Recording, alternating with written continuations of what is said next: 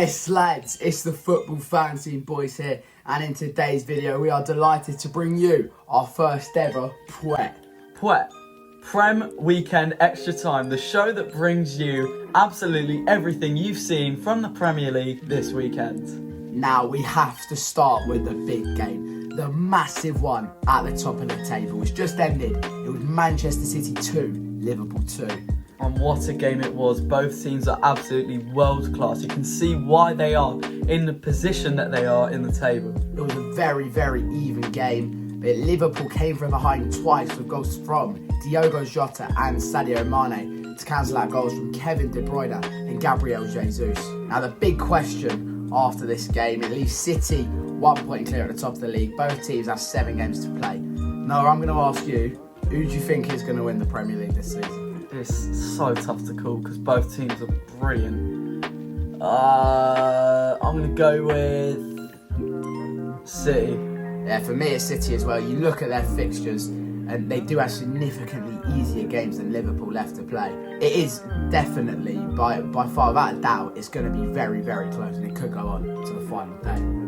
On to the next game, we have a massive game in terms of top 4 and relegation between Everton and Manchester United, where an Anthony Gordon goal separated the two teams and made Everton feel a lot safer from that dreaded drop zone. Man United, however, are 6 points now off the Champions League places. We said at the start that they were going to challenge for the title, and I'm going to say it, Ranić has to go. You look at the dressing room, he's clearly lost them, because no player looks like he can be bothered to play for the club. You saw Ronaldo yesterday, thrown a phone out and Everton fans out, and he's a young kid. They're out the FA Cup to Middlesbrough. No disrespect to Middlesbrough, we're lovely fans, we've had them on the channel before. But look, they're a championship side. Ronaldo, Sancho, they played in that game. Ronaldo missed a penalty. And then the league is poor. They're out the Champions League as well. Do you really think that Ronaldo, Fernandes, these big name players are going to want to be playing in any competition next season that isn't the Champions League? I definitely don't think so. I think they really want to be playing in the Conference League. No, of course they've got to be playing in the Champions League. These are names that are heard around the entire world. This guy has the most goals ever recorded other than Pele, maybe in his back garden. But the point is, this is a guy that needs to be playing Champions League football next season, but he's losing out to shoddy Spurs. That's what I'm saying. That all comes down to the managers. If someone like Guardiola was at United, if Klopp, obviously they're not going to go to United because of rivalries. But if you have that sort of manager, he's going to get the best out of Ronaldo. He's going to get the best out of the whole team. I just don't think Ralph Rangnick's the man. Is Mob Arsenal there next? 2-1 defeat for Brighton. He's crying. Look at him. Goals from Leandro Trossard and Enoch Mwepu shattered Arsenal's top 4 race, and it's given Tottenham the chance to really go for it this season to go to the Champions League. Noah? I hope Brighton get relegated and Millwall finds a cheat. Well, speaking of cheating, I mean, it's not cheating, but what do you think of the Martinelli offside? Because I thought it was very, very close. Well, obviously, I'm a bit deluded in this situation, but you can't give offside in that situation. Like, even if he is offside, you can't see if he's offside because the keeper's in the way of Cucurella. Yeah. I mean, it was very, very close, but it wasn't the best performance from Arsenal. Obviously, that Odegaard screamer got them back into the game. They hit the bar a couple of times. What a goal. It was a very, very good goal. And this guy just casually in the last minute scores that. If that's to equalise or win it, Arsenal fans are going mad. I think you were going mad anyway. But look, at the end of the day, Arsenal have lost, and it's given Tottenham the incentive to now go towards top 4, and Arsenal has to respond. And you have some very, very tough fixtures. And we travel to St Mary's for our next game, where Chelsea walloped Southampton 6-0, and what a game it was for those Blues. After losing 4-1 to Brentford last week and a very, very morale-crushing 3-1 defeat to Real Madrid in the Champions League in midweek, Chelsea responded in the best possible way. Mason Mount was on fire, and get this for a stat, Timo Werner scored 2 goals. Thomas Tuchel's boys, it looks like they could go all the way this season and get a very convincing 3rd place and maybe pull off the impossible and defeat Real Madrid back at the Bernabeu. We'll see what happens. That's going to be a very, very tough game, and that's a bold prediction there from you. As for Southampton, it's going to be another of their mid-table seasons. One of those like 13th, 14th. Yeah, one of them. Nothing in the cup, but look, they're just happy to be in the Premier League, and we're all for it. We're off to Birmingham next as Tottenham Hotspur seize the chance for Champions League football in the race for 4th spot after that Arsenal loss against Brighton. They won 4-0 at Villa Park with a hat-trick from Heung-min Son. Whether he is scoring goals for fun or crying on the floor, this guy can be unstoppable. I think you're crying now because Tottenham against Yeah, well, doesn't matter because I'm really disappointed in Villa because Villa are actually a decent side. They've got players of the calibre like Philip Coutinho, Ollie Watkins, Jacob Ramsey. These are all people that can break down that shoddy Tottenham defence. Well, for Villa, I reckon it's just going to be another one. Like Southampton, just mid-table, floating into next season. I think for Villa, I think they wanted that 7th spot this season. Obviously, they're so Grealish. They spent a lot of money on players like Leon Bailey, Danny Ings, but it just hasn't really worked for them. Obviously, Dean Smith sacked, so yeah, another mid-table season for Villa. But yeah, the race for top 4 definitely on. Do you think Villa will get Conference League football? This year? Yeah. No way. There's a bigger chance of Pigs for mine. Now, for the one that we went to, an absolute banger of a game, Watford versus Leeds. The scoreline ended 3-0 to Leeds, and what goals they scored. Harrison, Yeah, Jack Harrison, Rodrigo and Rafinha were the Leeds players who bagged goals there in a massive away day for the Leeds travelling contingent, and there were a lot of them. They made their noise, and boy did they enjoy their day out in Hertfordshire.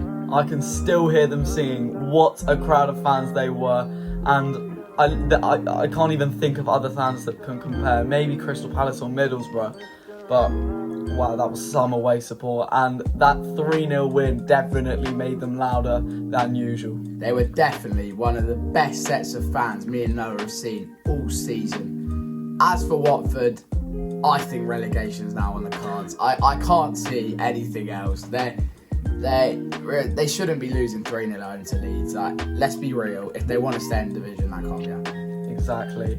And another manager is yet to be sacked with Roy Hodgson. But, I mean, they've still got some good players that can maybe keep them up. I'm thinking like Dennis, maybe Sarr, but... Cucho Hernandez is a big loss, isn't he? Yeah, I don't know how long he's out. him getting injured is not good. Go check out the video down below. We'll link it in the description. It was a banger. Our next game was the Friday night kickoff between Newcastle and Wolverhampton Wanderers. This was a 1-0 win for Newcastle. Chris Wood, touch wood, with the penalty that won the game for Newcastle. And can we just talk about the Magpies under Eddie Howe this season? Yeah, they've been much better with all those new signings and money. But it's time for the Kiwis to start celebrating because Chris Wood has scored his goal for Newcastle, and wow, what a penalty. His first goal at St James's Park completely sent Jose Sarr in the Wolves goal. For Wolves, I think it's another one of your Villas, your Southamptons. It's mid-table, but quite a high mid-table. They're probably going to finish around 8th or 9th, and look, considering the players they have, I think obviously still don't have Diego Jota. I don't think they've replaced him really. It's a good finish, isn't it? Yeah, I'd say that they're not exactly overachieving this season, but they're doing as they would expect. Because we have seen Wolves in Europe before, but I don't know, sounds like Conference League this season. What do you think?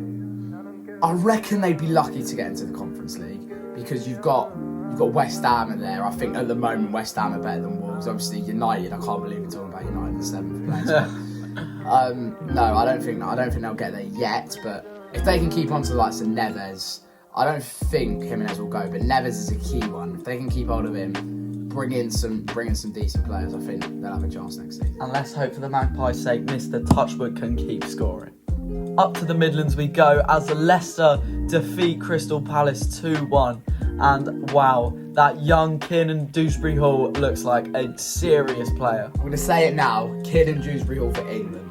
I've said it. We saw his performance on Thursday night in the Conference League. He's looking at me as if I'm an idiot. Goal and assist today. He's been playing brilliantly all season. If Gallagher can get in, why can't he? I'm saying it. Gallagher's a good player. We know that. But Dewsbury Hall, I've been so impressed with him. And if he's not going to play for England now, next season, the season to come, I think he has a career playing for the Three Lions. Let me just ask, do you want this guy on your World Cup squad?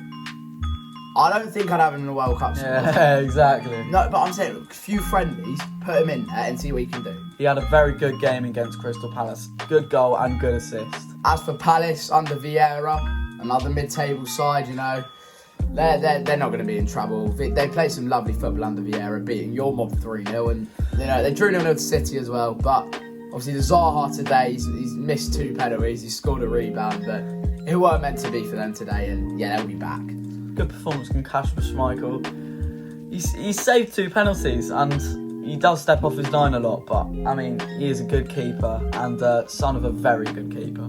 Right, the penultimate game of this weekend came at the Brentford Community Stadium, where West Ham, after that 1-1 draw with Lyon in the Europa League on Thursday night, went down 2-0 losers to Thomas Frank's Brentford, with the goals from Brian Mbeumo and Ivan Toney. Good game for Ivan Toney. He got 1 goal and 1 assist, and he did look a bit shaky at the start in the Prem. Obviously, he scored against Arsenal, but very good season for Brentford, as they are staying up this season, which is very good and overachieving for a team that has only been in the Premier League once. Think of the kind of players they have, and Mbeumo, I think he's taken to the Premier League as if he's been playing in it for years. Toney, we know, is a brilliant striker. Ericsson, if they can keep hold of him, obviously only signed a 6-month deal, they can keep hold of him, they'll have it. Because you've had it like with Sheffield United, second season syndrome, when they come up, they do well, and then next season they don't do as well. I just think Brentford could be in trouble. They renew the services of Ericsson, then they're going to be in very, very good stead for next season. Agreed. West Ham, however, are definitely underachieving compared to last season, which they did very well in, getting Europe. And I don't know, I feel like they're just slipping down again, as they normally do, because they've been in relegation contention over the last few years, but they really did overachieve with no fans. But I don't know, we'll see what happens. They might get Conference League next season, they might get Europa League, we'll see. They're definitely not getting Champions League. You have to say, West Ham, they do look like a tired team. That's also because they've been playing Thursday night as well. Thursday, 10 men after that Cresswell red card. Oh, I'm not sure about that one. I don't think it was a red card, but all of them had to do double the work, and I feel they've got a massive game on Thursday coming up at Lyon. So, look, it is going to be tough. And Thursday, Sunday, you can't expect them to go all the time. If you were to say in the summer, what should West Ham do? Just get someone for every position. Even if it's a free signing, they just need a bit more squad depth, because they're all so tired. I completely agree. I think if I'm going to say one thing West Ham needs to do is keep Declan Rice. I think it's as simple as that. He's that good. You cannot let him go. Put 200 mil, 300 mil, 400 mil if it means you get to keep him. But he's key. He's key to the way West Ham play. What a player. For our final game in PWET, we are travelling up to Norwich at Carrow Road, where Norwich win a game. It is probably more exciting than Werner scoring 2 goals. As Norwich, the Canaries, they won, beat Burnley 2-0. Goals from Pierre Lees-Malou and Timu Pukki got 3 points for the Canaries against Sean Dyche's Burnley. Norwich now 7 points from Everton, Burnley 4 from Everton, but I don't think Norwich will stay up. But what a story it would be. Imagine 20th place the whole season, and somehow they managed to scrape that 17th place. Stranger things have happened. We've seen it with Leicester, haven't we? The season before they won the league, they looked done. Then Nigel Pearson came in and, well, they stayed in the league and then went and won it the following season. So stranger things have happened, but I just feel with Norwich that they don't have the squad. I really feel that the squad depth is terrible. I don't think they're going to stay. They are the definition of a yo-yo club. They win the league in the Championship and then go down last place in the Premier League. But we'll see what happens.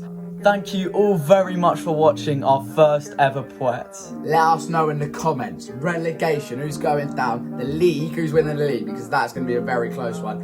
And top 4 still up for grabs. Tell us, all 3 of them, who's finishing where. And it's going to be very, very close. But from me and from Noah, got some big vlogs coming up in the near future. Like and subscribe if you are new. And we'll see you next time on The Football Fancy.